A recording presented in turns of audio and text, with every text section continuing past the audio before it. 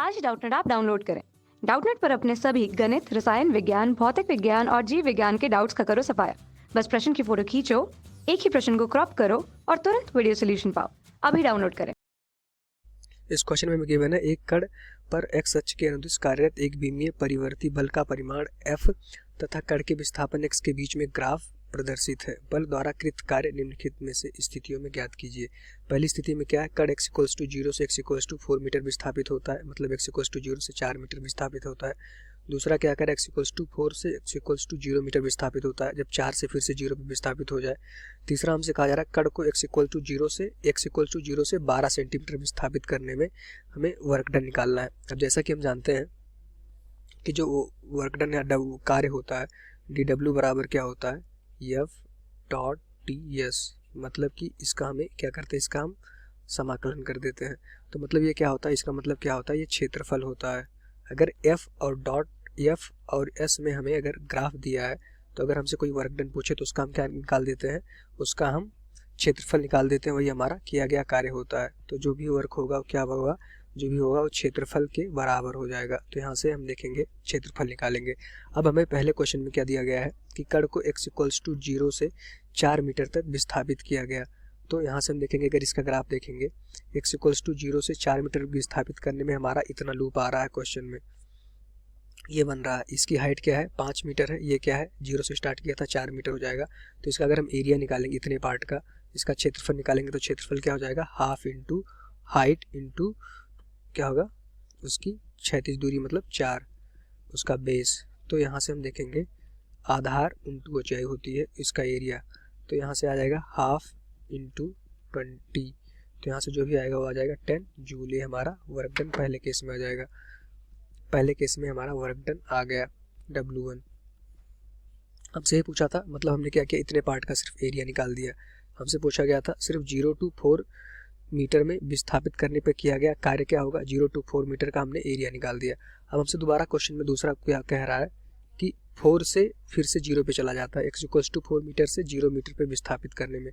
तो हमने 0 से 4 निकाल दिया था, तो W2 की वैल्यू क्या हो जाएगी, -10 जूल। सिर्फ उसमें क्या आ जाएगा, वो हमारा निगेटिव हो जाएगा, क्योंकि 0 से 4 में जाने में कितना वर्क डन लग रहा था, 10 जूल करना पड़ रहा था। तो 4 से 0 जाने पे उसके निगेटिव करना पड़ेगा, तो फिर हम क्या हो जाएगा, 0 पे पहुंच जाएंगे। फिर तीसरा हमसे क्वेश्चन में क्या कह रहा था, तीसरा हमसे बोला जा रहा है कि x = 0 से x = 12 मीटर तक विस्थापित करने पे। तो यहाँ से हम देख पा रहे हैं x = 0 से x = 12 मीटर पे। तो क्या होगा, इसमें हमारे पास तीन एरिया बनेंगे। पहले का एरिया तो हमने निकाल लिया है, ये हमारा पहला होगा, ये हमारा दूसरा होगा, ये हमारा तीसरा होगा। तो पहले का एरिया हमने निकाल लिया था, वो आया था 10। पहले पार्ट में हमने 0 से 4 में, जो हमसे पूछा गया था x = 0 से 4 में किया गया कार्य बताइए, तो हमने वो निकाल लिया था, आया था 10 जूल। अब दूसरे पार्ट में देखेंगे, अगर दूसरे का हमें क्षेत्रफल निकालना होगा, तो दूसरे का क्षेत्रफल ये आएगा, इतना आएगा। ये पार्ट हमारा दूसरा पार्ट होगा, इसका हमें क्षेत्रफल निकालना है।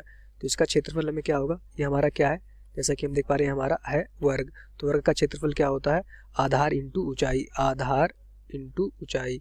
तो यहाँ से हम देखेंगे कि इसका जो क्षेत्रफल होगा, आधार की वैल्यू कितनी है, आधार आ जाएगा 4 से 10 मतलब 6 आ जाएगा आधार, इंटू ऊंचाई क्या है, अभी भी 5 है। तो यहाँ से जो भी होगा दूसरे पार्ट के लिए वर्क डन कितना आ जाएगा, 30 जूल आ जाएगा, क्योंकि इसका क्षेत्रफल क्या आएगा 30। अब हम तीसरा पार्ट देखेंगे। अगर तीसरा पार्ट हम यहाँ से नीचे बना के देखें, तो तीसरा पार्ट हमसे कुछ इस तरह से दिया हुआ है कि उसकी हाइट क्या है, अभी भी ऊंचाई 5 है, और यहाँ क्या था, 10 से 12 चलता है, एक्स की जो डिस्टेंस है, हमारा जो विस्थापन है। तो यहाँ से इसका विस्थापन क्या आ जाएगा, 2 मीटर, क्योंकि यहाँ से 10 से 12 इनके बीच की दूरी क्या हो जाएगी, 2 मीटर हो जाएगी। तो यहाँ से अगर इसका क्षेत्रफल निकालेंगे तो क्या आएगा, इतने का क्षेत्रफल निकालेंगे, हाफ इंटू 2 इंटू 5। ये हमारा आधार है, ये हमारा ऊंचाई है। तो यहाँ से 2 से 2 कैंसिल हो जाएगा, और जो भी बचेगा वो क्या आएगा, 5 जूल आएगा। तो अगर हम देखेंगे 0 से 12 सेंटीमीटर के लिए, 12 मीटर के लिए, तो क्या आ जाएगा, पहला एरिया हमने निकाला था 10, दूसरा क्या आया था 30, और तीसरा क्या आया था 5। एक क्या है 10 और 30 और 5, 10 हमारा इतने एरिया के लिए था। सिर्फ इसका एरिया निकाले तो वर्क डन आया 10 जूल। दूसरा हमने निकाला तो आया ये हमारा 30 जूल, इतने का आया 30 जूल। और तीसरा जब हमने निकाला तो उसकी वैल्यू आई 5 जूल। सिर्फ अगर हम इतने का निकालेंगे तो उसकी वैल्यू क्या आ गई, 5 जूल आ गई। तो अगर हम सबको जोड़ देंगे तो 0 से 12 मीटर में हमारा आंसर आ जाएगा निकल के। तो यहाँ से देखेंगे कि कितना आ गया है, 45 जूल। यहाँ से जो भी हमारा आंसर हो जाएगा, ये हो जाएगा 45 जूल। तो तीसरे पार्ट का आंसर क्या हो जाएगा, 45 जूल। ये हमारा आंसर हो जाएगा। पहले पार्ट का आंसर क्या था, 10 जूल था। दूसरे पार्ट का आंसर क्या था, -10 जूल था। तो तीनों पार्ट के आंसर हमने निकाल लिए। Thank you. कक्षा 6वीं से 12वीं से लेकर नीट, IIT, जेई वो एडवांस के लेवल तक 1 करोड़ से ज्यादा छात्रों का भरोसा। आज ही डाउनलोड करें डाउटनेट ऐप या व्हाट्सएप करें अपने सारे डाउट्स 8400 400 400 पर।